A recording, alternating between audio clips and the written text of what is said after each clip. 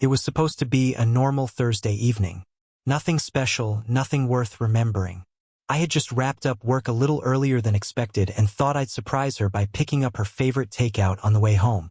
One of those small gestures you do just to show you're thinking about someone, or maybe because deep down you want them to think about you back. The house looked the same as always from the outside. Porch light was on. Her car was in the driveway. I remember feeling a little rush of comfort seeing it, like I was about to walk into something warm and familiar. But that feeling didn't last. I turned the key in the lock, pushed open the door, and stepped into the entryway. I didn't even get both shoes off before I heard it.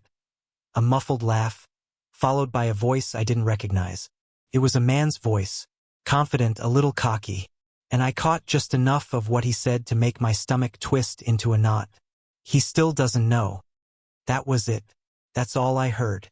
But that one sentence was enough to stop me cold. I stood there frozen, my keys still in my hand. I didn't make a sound, just listened.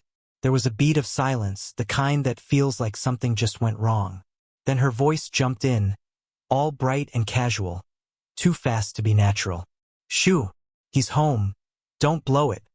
I stepped forward, slowly, like I was walking into a room full of smoke and didn't know where the fire was yet. Rounding the corner into the kitchen, I saw her, my wife, standing by the island in a loose hoodie and leggings. In one hand she held her phone, still lit up and unlocked. In the other, she held a half-empty wine glass. And next to her was a man I didn't recognize. He looked comfortable. That's what hit me first. He wasn't startled to see me. He didn't jump or fumble to explain himself. He didn't even stand up straight. He leaned against the counter like it was his house, like I was the one who walked in unexpectedly. She lit up when she saw me. A little too much. Her smile was too wide, her eyes too alert. She launched into her explanation before I even asked a single question. "Hey babe, you're home early," she said, moving quickly toward me like she was happy to see me. "This is Darren. He's been helping me plan something for your birthday." Well, he was supposed to, but apparently he's got a big mouth. She laughed and nudged him on the arm like they were in on a private joke. He chuckled, like he knew his role and was playing it well. Then he gave me this awkward little wave. Not embarrassed, not confrontational, just cool. I didn't say anything right away. I just nodded slowly, my brain scrambling to catch up. She went on, keeping the energy light, her voice casual. "I was gonna surprise you," she said, walking back to the counter. "But now the cat's halfway out of the bag. So, surprise?" She gave me this sheepish look, like, "Oops, you weren't supposed to see this yet," and then grabbed her wine glass and took a sip. I asked her, calmly, "Surprise me with what?" She blinked, like she hadn't expected to be questioned so directly. "I was planning something for your birthday," she said again, slower this time. "You've been working so hard, and I thought it'd be nice to do something different. Darren's a planner, he helps with events and stuff. We met through the gym, remember?" I didn't remember. She had never mentioned him before. "We were just going over some details," she added, waving her phone a little, like the glowing screen was part of the evidence. I looked at her phone, still unlocked. The screen dimmed just enough that I couldn't make out what app was open, but her thumb hovered over it, protective. She clicked the side button and locked it, then casually set it face down on the counter. That was the moment I knew. I knew something was off. Something wasn't adding up. I hadn't said anything that should have made her defensive, but every move she made was about control. Control of the moment. Control of the narrative. She was rewriting the scene before I could even ask what it meant. To be honest, the whole thing might have worked on me, if I hadn't heard that voice. If I hadn't heard what he said just before I stepped into the room. "He still doesn't know." That wasn't something someone says when they're planning a birthday dinner. And the way she took charge of the explanation so quickly. It wasn't surprise I saw in her eyes, it was calculation. She was putting a frame around a picture I wasn't supposed to see yet, smoothing over the cracks, feeding me a story before I could even form a question. I didn't argue. I didn't accuse. I didn't even bring up what I'd heard. Instead, I smiled, said thanks for thinking of me, gave Darren a quick handshake, His grip was limp, his palm dry, and excused myself to take a quick shower. I walked away, head spinning, heart pounding. The door to the bathroom clicked shut behind me, and I finally exhaled. Alone. I leaned over the sink, staring at myself in the mirror, wondering what the hell I had just walked into. That's when I realized something. My wife had just lied to my face. Worse than that, she did it calmly, effortlessly, like it wasn't the first time. After that night, everything changed. Not on the surface, not in any way you'd notice if you were just visiting or watching us from the outside. On the surface, life went on. She still kissed me good morning, still packed her gym bag before work, still left notes on the fridge about needing oat milk or running errands after yoga. She was still her in every obvious way. But I started seeing it. Or maybe I started letting myself see it. It's strange. How many red flags don't look red until you're already bleeding? I kept thinking back, retracing steps I hadn't questioned the first time. Moments that had passed me by, harmless at the time, now replaying with all the weight they were hiding. Like how her phone never left her side anymore. Even just a few months ago, she'd leave it on the table, screen up, not even thinking about it. Now, it was always with her. Even when she went to the bathroom. Even in the shower, it was perched somewhere within reach. If I walked into a room too suddenly, she'd tilt it just slightly, screen down. She said it was just habit, that her job had been ramping up and she had to stay connected. But I could feel it, the shift wasn't about work. And the notifications, they'd still come in, but they didn't say anything anymore. Just message received, or you have a new notification. Like her phone was a locked diary that now spoke in code. When I asked why, she told me she'd changed her settings for privacy, said it helped her focus more at work without distractions. I told her that made sense. I didn't believe a word of it. Then there was the gym routine. She had always worked out, that wasn't new.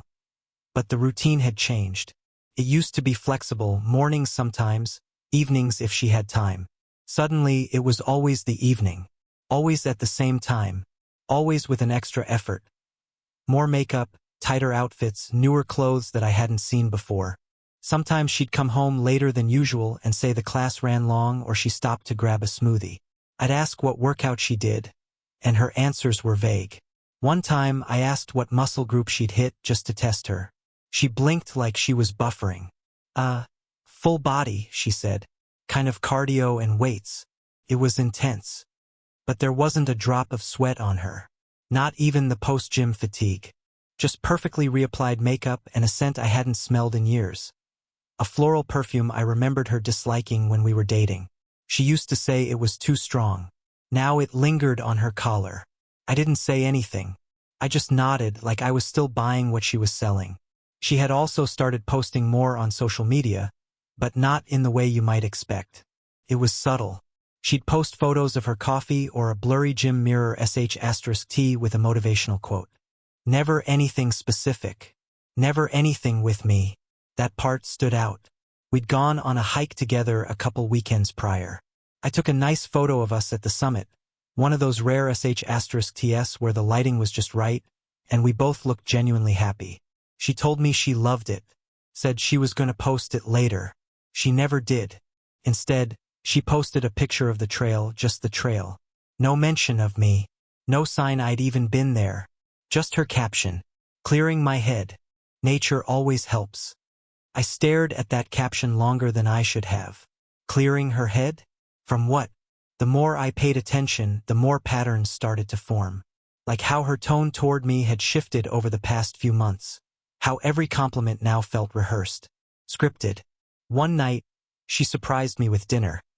Candles lit, wine poured, one of my favorite meals on the table when I got home. It should have made me feel loved. But instead, it made me feel managed. She kept glancing at me during dinner like she was checking my reactions. Like she was playing a role and waiting for applause. When I said the food was good, she lit up almost too quickly. Like it was a relief, not a celebration. Later that night, I lay in bed while she was in the shower, and her phone buzzed next to me. Just once. It was face down. I didn't pick it up. I didn't flip it over. But something about the sound, the single vibration, short and sharp, made my pulse quicken. When she came back, her hair wrapped in a towel, she saw me lying there in the dark. "Everything okay?" she asked, drying her face. "Yeah," I said. "Just tired." She slid into bed beside me, cold from the shower, and turned away. A few minutes later, the phone buzzed again, and she pulled it under the blanket to check it. I pretended to be asleep. She stayed on it for a while. Then the light disappeared. It's amazing what we'll pretend not to notice, just to avoid a truth we're not ready to face. But I was starting to feel like I couldn't keep pretending. It was like living in a house with a gas leak. No flames yet, but you can smell it. You know something's wrong, even if you can't point to where it's coming from. One night, I got bold. We were both on the couch watching TV. She got up to go to the kitchen and left her phone behind. A rare moment. I picked it up and turned it toward me, not unlocking it, just glancing at the screen. The last notification was from Rachel G., a name I didn't recognize. It said, "Same time tomorrow?" Face blowing a kiss. When she came back and saw me holding her phone, her whole posture changed. "Hey," she said quickly, setting the drinks down. "You need something?" I shrugged and handed it to her. Just lit up. Thought it might be important. She smiled, a little too tight. "Just Rachel from work. We've been doing accountability check-ins for fitness goals." "Ah," I said. "Cool. But that emoji? That kiss emoji at the end? You don't send those to coworkers for fitness check-ins." I wasn't born yesterday. I told myself not to jump to conclusions. Maybe it was innocent. Maybe Rachel G. was a real person. But my gut said otherwise. That was when I started going back even further, remembering earlier signs, little things I hadn't clocked until now. A new password on her laptop after an update. That weekend she said she was visiting her cousin, but her cousin posted vacation photos from another state. The way she suddenly wanted to reconnect with me **Zuli, not gradually but like flipping a switch, and how the whole thing felt more like an apology than affection. It was all one long thread, and now I was finally pulling on it. And the further I pulled, the more it all began to unravel. There's a line between suspicion and proof, and once you cross it, you can't go back. Before, it was just tension, a shadow in the corner of your eye, something you could rationalize away if you really wanted to. But once you see it, really see it, the way things are, not the way you hope they are, that's the moment everything changes. I crossed that line on a Tuesday night. I'll never forget it. I told her I had to travel for work. A 2-day training conference in another city, 2 hours away. I didn't, of course, but I needed space. And more than that, I needed the truth. I'd already lived in the fog long enough. I wanted daylight.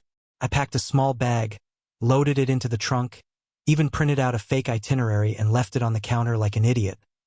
Not because she'd asked to see it, but because I wanted her to think I was still that trusting, still that easy to lie to.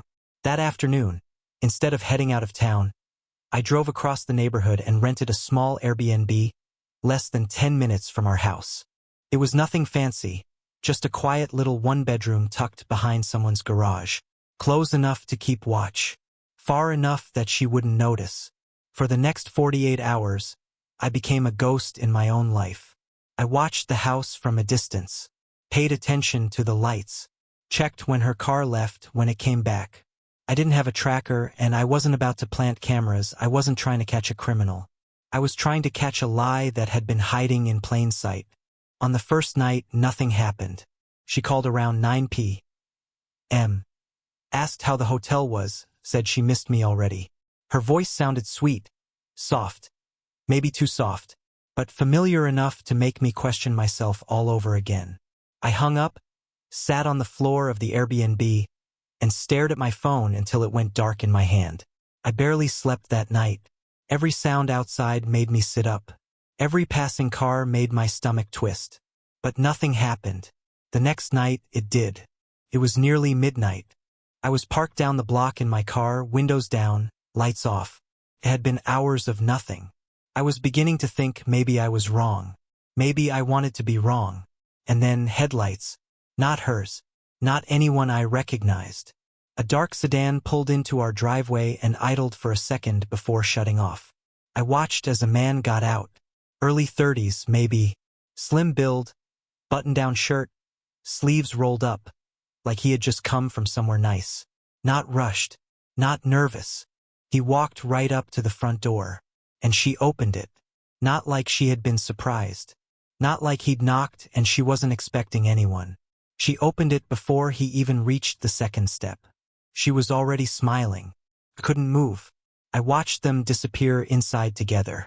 The porch light turned off. I waited another 10 minutes before I got out of the car. I didn't have a plan. My hands were shaking. My breath was short. But I knew I had to go inside. I had to see it. Not just suspect it. Not just overhear whispers and feel tension. But see it, face to face. The front door was unlocked. I walked in quietly. No one came to the door. No one was waiting to greet me. The house was warm, lights glowing from the kitchen and hallway. It smelled faintly like her perfume and something cooking, garlic, maybe, or wine. I stepped into the kitchen and there they were. He was sitting at the island, wearing sweatpants and a t-shirt that wasn't his. I knew it because it was mine. He was barefoot, sipping a drink out of one of our glasses. Like this was just another Wednesday. Like he belonged. And she was standing beside him. Not startled. Not guilty. Just frozen. She wore pajama shorts and a tank top I'd never seen before. Not lingerie, not flashy. Just simple, soft, comfortable. Too comfortable. That detail alone gutted me. She looked at me like she didn't understand what I was doing there. Like I was the one in the wrong place. For a second, no one spoke. We just stood there, the three of us in the bright, quiet kitchen. A strange little play with no script. Finally, she said my name. Just my name. Like a question, like a warning.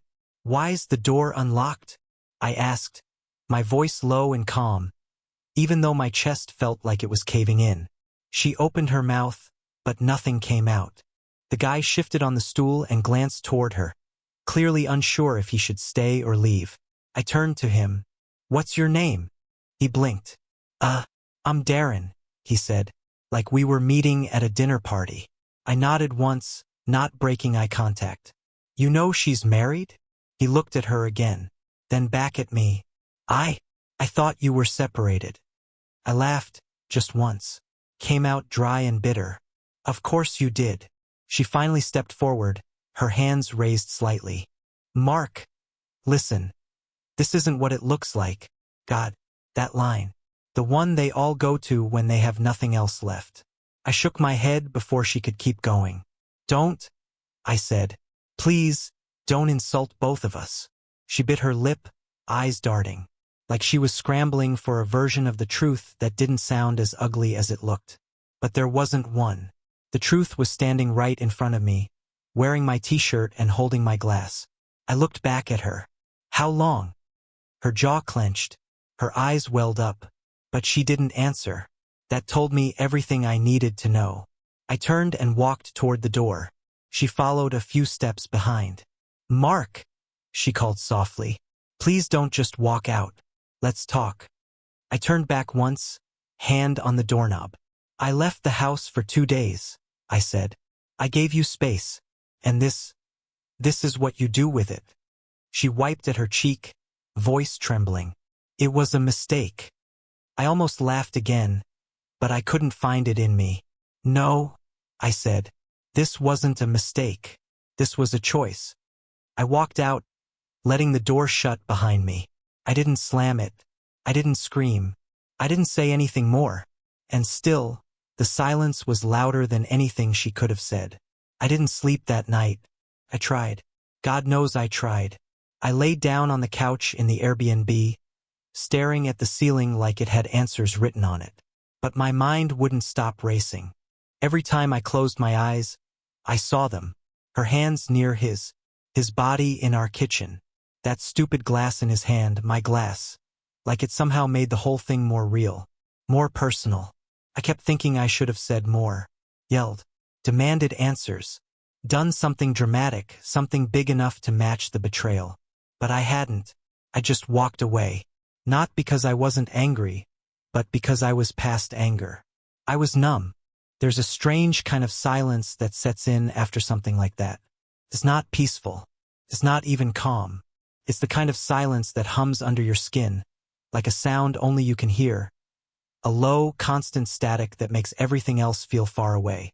I didn't go back until morning. The sun was already up when I pulled into the driveway. Her car was still there, curtains drawn. The house looked the same, but it wasn't. Not to me. It didn't feel like home anymore. Just a building full of objects I no longer trusted. When I walked inside, everything was clean. Too clean. The kitchen had been wiped down, the lights were off, and the island where I'd seen him sitting was cleared. Not a single glass or crumb in sight. But I knew. I had seen it. I set my bag down by the door and waited. She came downstairs a few minutes later, wearing a sweatshirt and leggings, her hair tied back. No makeup. No signs of the woman from last night. She froze when she saw me, like she hadn't expected me back so soon. "You're early," she said, her voice neutral. I didn't answer. I just looked at her, waiting to see what she'd say next. But she didn't offer anything. She walked into the kitchen, opened the fridge, and pulled out 2 eggs like we were just going to go through the motions. Like nothing had happened. I stood in the hallway watching her. My heart was pounding, not from anger, but from how surreal it all felt. The way she cracked the eggs. The way she moved so naturally. Like there hadn't been a stranger in this house just hours earlier. Like we weren't standing on the edge of something broken. "Want some?" she asked over her shoulder. That was it. Not, "We need to talk." Not, "I'm sorry." Not, "Let me explain." Just, "Want some?" I shook my head slowly. "You're really going to pretend nothing happened?" She paused mid-stir. "Mark." "No," I said, cutting her off. "Say it. Say what it was." She set the spatula down and turned toward me, arms crossed. "I don't know what you want me to say." That hit harder than I expected. "I want the truth," I said. "For once. Just say it out loud."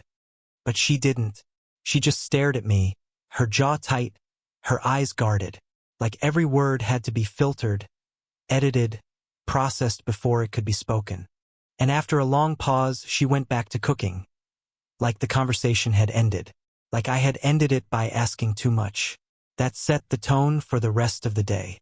We existed in the same house, but not in the same world. She stayed in motion, cleaning, cooking, folding laundry, as if she could erase what happened by stacking towels and organizing the pantry. As if productivity could replace honesty. And I let her. Not because I forgave her. Not because I didn't want the truth. But because I already had it, and now I was watching what she would do with it. Spoiler. She did nothing. By dinner, she had set the table for 2 like she always did. I sat across from her in silence, pushing food around my plate, watching her every move. She asked me how the trip went. I told her it was fine. She nodded and said, "That's good." We didn't speak again for the rest of the meal. Afterward, she washed the dishes and went upstairs. I stayed on the couch, staring at the TV while it played something I wasn't even watching. Hours passed and I didn't move. At one point, I looked at the framed photo on the shelf. A picture of us on the coast, wind in our faces, laughing about something I can't even remember now. I used to love that photo. Now it felt like watching strangers. That night, I slept in the guest room. She didn't ask why. I lay there in the dark, surrounded by walls that had once felt safe, now echoing with silence. I kept waiting for footsteps down the hall, for a knock on the door, for something, anything, that resembled remorse. But there was nothing. The next morning, she made coffee. I came into the kitchen, and she handed me a mug like always. I took it without a word. She asked if I had any meetings that day. I said no. That was the extent of our conversation. We were 2 people living a script, going through the motions of a life that didn't exist anymore. Her face was calm, her tone casual, but her eyes flickered every time they met mine. She knew. She just didn't want to be the one to say it. And honestly, that was the part that hurt most. Not the act itself. Not the lie. But the silence that followed. Because silence is a decision, too. Every time she chose not to speak, every time she avoided saying the words out loud, she was making a choice. To preserve comfort instead of confront the damage. To salvage routine instead of restore truth. And I let her, for now, because part of me needed to see how far she would go to pretend. By the third day, I stopped trying to prompt anything. I stopped asking questions. Stopped waiting for her to break the silence. I realized she wasn't going to. Not unless she had to. And I wasn't going to beg for honesty anymore. I began observing instead. She still checked her phone constantly, though more cautiously now. She stayed home more, as if staying put might undo what had happened. She cooked more elaborate meals, lit candles at dinner, played soft music in the background. She even laughed. Not a real laugh, but a carefully chosen one. All of it designed to look like normal. But it wasn't. Normal doesn't feel this hollow. She tried to smile at me across the table. I nodded. She tried to initiate casual conversations. I answered with short replies. Not out of spite, but because that's all I had left to give. At one point, I caught her looking at me with this expression I couldn't place. A strange blend of frustration and fear, like she was realizing the performance wasn't working anymore, and she didn't know what to do without the script. That's when I knew. She wasn't confused. She wasn't sorry. She was strategizing. She wasn't grieving what we'd lost. She was calculating how to keep it alive just enough to stay comfortable. She wasn't going to come clean. She was going to wait me out. Hope the silence did her job for her. But I wasn't staying quiet because I didn't know what to say. I was staying quiet because I wanted her to realize that I already knew, and that she was running out of time. By the end of the week, it was clear what she was doing. She wasn't trying to fix things. She was trying to reset them. Quietly. Without acknowledgement. Like if she moved all the right pieces into place, the food, the affection, the normalcy, the damage would somehow reverse itself. Like if she kept the form, no one would notice the substance was gone. It started with little things. She made my favorite breakfast, eggs over medium sourdough toast, the thick-cut bacon we used to splurge on during weekends. She played our old playlist while she cooked. Songs from road trips, from our early years. From the time when I still trusted her without even thinking about it. Felt like a throwback morning, she said with a smile, placing the plate in front of me. I didn't smile back. I thanked her. I ate slowly. I noticed how closely she watched my reaction. Like every bite I took was a test she had to pass. That night, she pulled out a photo album from our honeymoon. Set it on the coffee table like it was casual. Remember this? She asked. Flipping to a page with us standing on a pier, wind in our hair, sun behind us. We were so tan. I looked at the photo. I remembered the exact moment it was taken. I remembered how happy I'd felt. How lucky. I also remembered what I didn't know back then. That someday, the person smiling next to me would become a stranger with my secrets in her hands. Yeah, I said. We were. She laughed softly. That was such a perfect day. I didn't correct her. I didn't say that perfect days don't need to be dragged out as shields. I didn't say anything. This became the pattern. She started wearing the earrings I bought her 2 anniversaries ago. The ones she used to say made her ears itch. She brought out the bottle of red wine we'd been saving for something special. And opened it without comment one night while making dinner. She even suggested we take a weekend trip. Just us, she said, handing me her laptop with an Airbnb page open to a cozy-looking cabin in the mountains. Unplug. Breathe. Hit reset. Hit reset. She said it like it was a technical issue. Like we were buffering, not broken. I stared at the screen, then at her. You already booked this? No, she said quickly. I wanted to see what you thought. I handed the laptop back. I don't think a cabin will fix this. Her smile faltered for a split second, just long enough to show the cracks. Then she regrouped. I wasn't trying to fix anything, just thought it'd be nice to spend some time together. I wanted to scream, not out of rage, but out of sheer frustration. She still wasn't saying it, still avoiding the one thing that could have made any of this feel remotely honest. She was rebuilding the house while pretending it had never burned down. The hardest part wasn't even the betrayal anymore. It was watching her try to stitch together the illusion of connection without acknowledging what she'd torn. That weekend, I found her in the bedroom rearranging the drawers, folding t-shirts, refolding mine, two ones I'd already done. She held one up and asked, "Do you want to keep this?" It was a shirt from our college days, worn, faded, barely holding its shape. "Sure," I said. She smiled and placed it gently in the drawer like it meant something again. Like we were rebuilding from memories instead of truth. Later that evening, she brought out the box of keepsakes we hadn't touched in years: movie ticket stubs, handwritten notes, Polaroids. She scattered them across the bed like emotional confetti. "This was from our second date," she said, holding up a faded stub. "That weird French movie you hated but pretended to like." I looked at it. I remembered the night.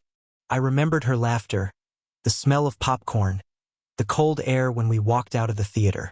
And I remembered believing, back then, that I'd found someone who would never lie to me. She reached for my hand. I let her take it. For a moment, we sat in silence, holding each other's fingers like they were familiar, like they still belonged.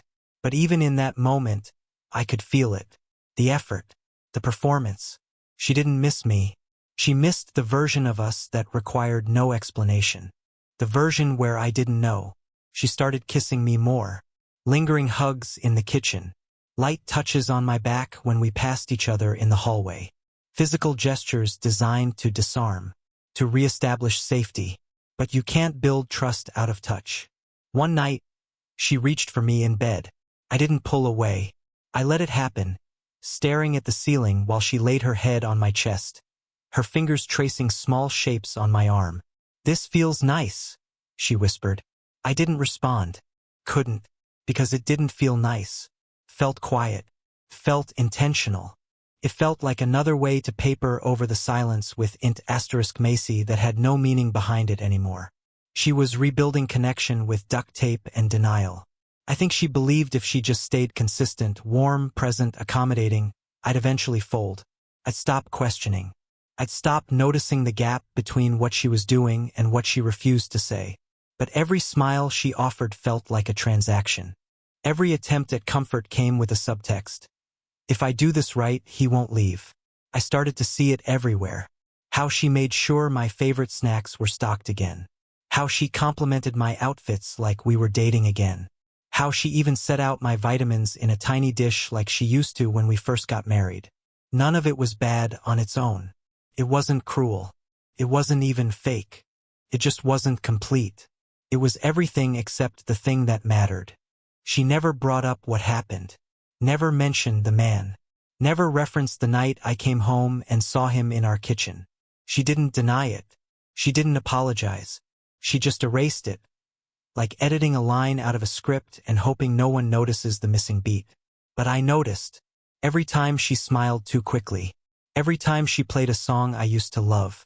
Every time she said, "Remember when?" To draw me back into a version of the past that had no room for the truth. She didn't want to rebuild our relationship. She wanted to reclaim it. Quietly. Without penalty. She wasn't asking for forgiveness. She was bypassing it. And I let her for a while. I played along with the small talk. I accepted the meals. I nodded at the memories. I did all the things that made it easier for her to pretend we were healing. But inside I was keeping score. Not out of vengeance, but out of clarity. I needed to know exactly how far she'd go to not acknowledge what she did. Turns out she would go very far. We went to a movie the next weekend. Something light, something romantic. She suggested it. Bought the tickets. Laughed during the funny scenes. Held my hand during the quiet ones. Afterward, she asked if I wanted to get ice cream like we used to. I said sure. We sat in the car eating in silence. At one point, she looked over at me. Eyes soft, voice gentle. "I really like being with you again," she said. I looked at her. The woman I had loved. The woman who had betrayed me. The woman who was now trying to recreate the version of us that existed before she made her choice. "I'm still here," I said. She smiled, as if that meant everything was okay. But in my mind, I added 3 words she couldn't hear. But not for long. We became actors in a play neither of us wanted to cancel. Same routines, same good mornings, same dinner table conversations about nothing. But every word felt like dialogue rehearsed too many times. She no longer brought up the past, and I stopped waiting for her to. Her movements were cautious, curated, smiles placed where guilt used to be. It wasn't reconciliation. It was set design. She removed all traces of the other man, deleted apps, wiped messages. But I'd already memorized the cracks in the foundation. Every gesture she made now only reminded me how far from real it all was. She wasn't rebuilding trust.